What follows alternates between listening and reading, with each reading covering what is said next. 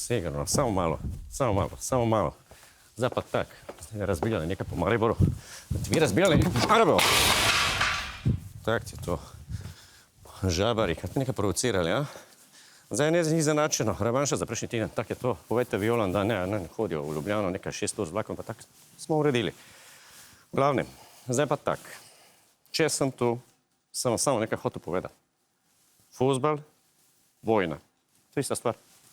Imaš napad, imaš obrambo, imaš posest, v redu. Ampak bolj važni so goli.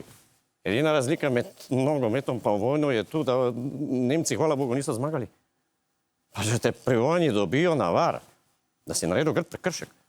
Ne boš dobil rdečega kartona, ampak boš dobil nagrado od FIFA. Sigurno. Samo še to. Tako pri fuzbalu. Tudi pri vojni ni važno, koliko imaš možnosti, ampak kak jih izkoristiš. Slovenija, dragi moji, ima zaradi vojne v Iranu edinstveno možnost, da pride na svetovno prvenstvo v nogometu. Sigurno. Zakaj? Zato. Iran ne bo šel, kar pomeni, da se spusti eno mesto. Dobro, za Azijo. Tam nogometa nobeno zanima. Ne bo skopirali. Slovenija pa je na srečo dovolj mednarodno neprepoznavna, da noben ne bo tega opazil. Ja, samo to bom rekel. Ko je bila vojna 92. So Jugoslavi prepovedali nastop na Euro in so tja povabili Dansko, sigurno. In kaj se je zgodilo? Danska je zmagala prvenstvo, sigurno. In pravim vam, take priložnosti se ne spusti.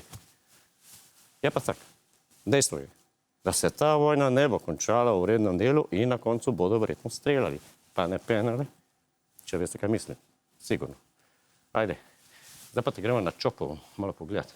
Zlamat prvi zložiti s kolegi tam. Evo te vi, revanšo dobili, ja? Žabari.